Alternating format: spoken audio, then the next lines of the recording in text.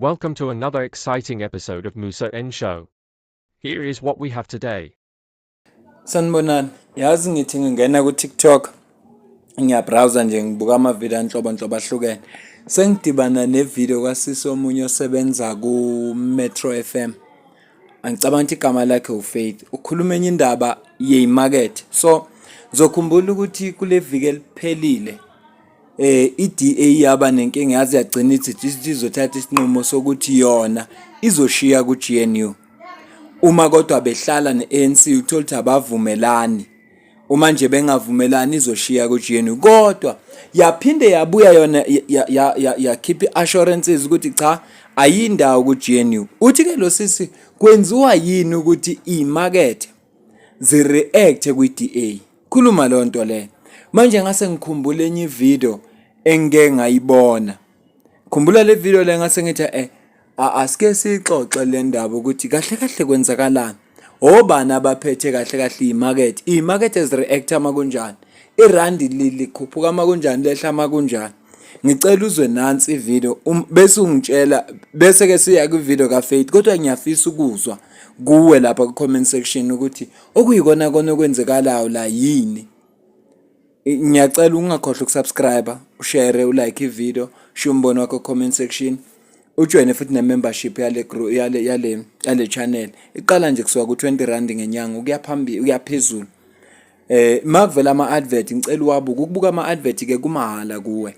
Kodwa mina khona la kusisiza khona. Ngicela ubuke la. EFF? If EFF comes into power, Yeah. South Africa's rand will crash through the floor. What will cause that?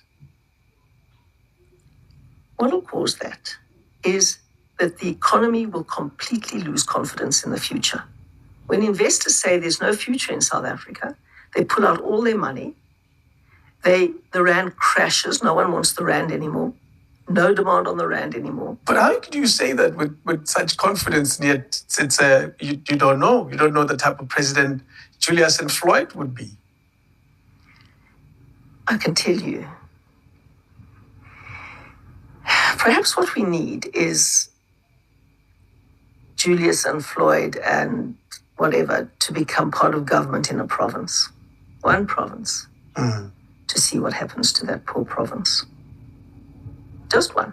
I'm still curious to know why you would say a statement like that with such confidence. Well, I do because I know what kind of systems in a democracy lead to prosperity. We don't have to reinvent the wheel in South Africa. We don't have to start experiments. We know from history. We know from all over the world what works for the poor and what doesn't in a democracy. Of course, you can have economic growth in an authoritarian state like China, but we've chosen a democracy. And if you want to have a democracy, the only way you can grow the economy and get jobs is through a market system. The very first thing that Julius will do, and this is what he believes in, the leader must control the party. The party must control the state. The state must control the economy and society. That recipe, and everybody knows that from all the history that we've been through in the last 3 centuries in the world, will completely collapse the economy and turn us into a totalitarian state.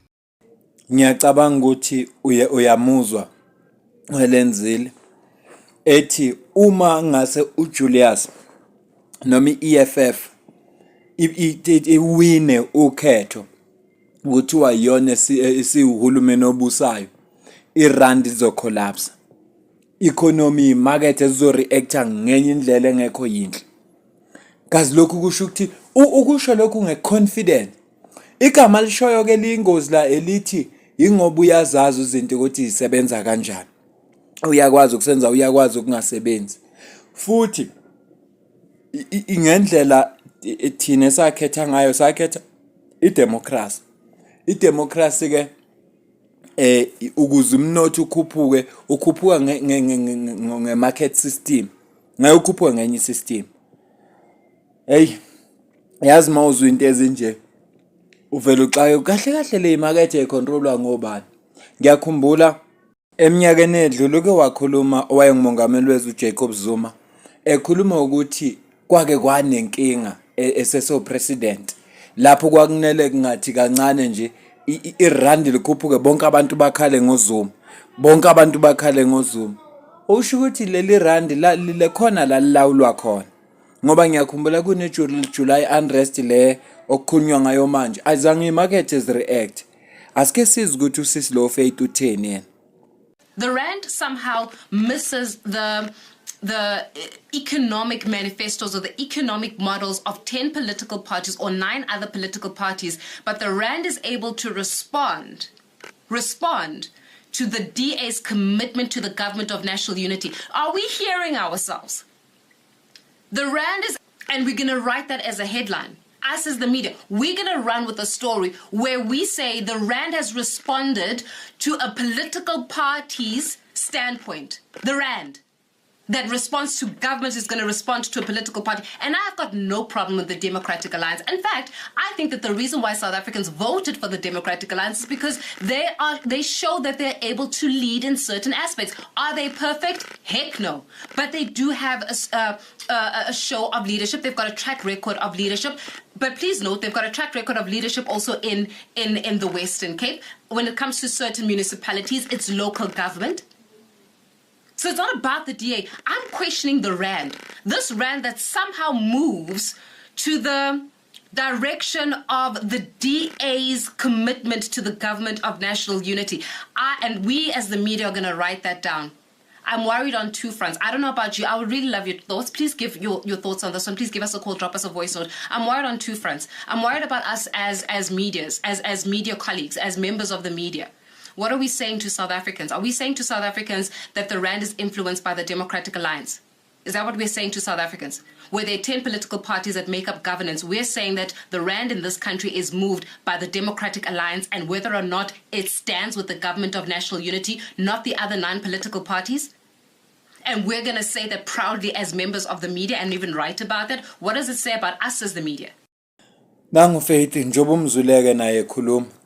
Ubuza ukuthi into abazoyibhala nale abezindaba ukuthi irand li react kwi DA mayisithi cha isazoqhubeka ibe kwi GNU laselibangcono la ngakhombisa ukulahlekelwa amandla.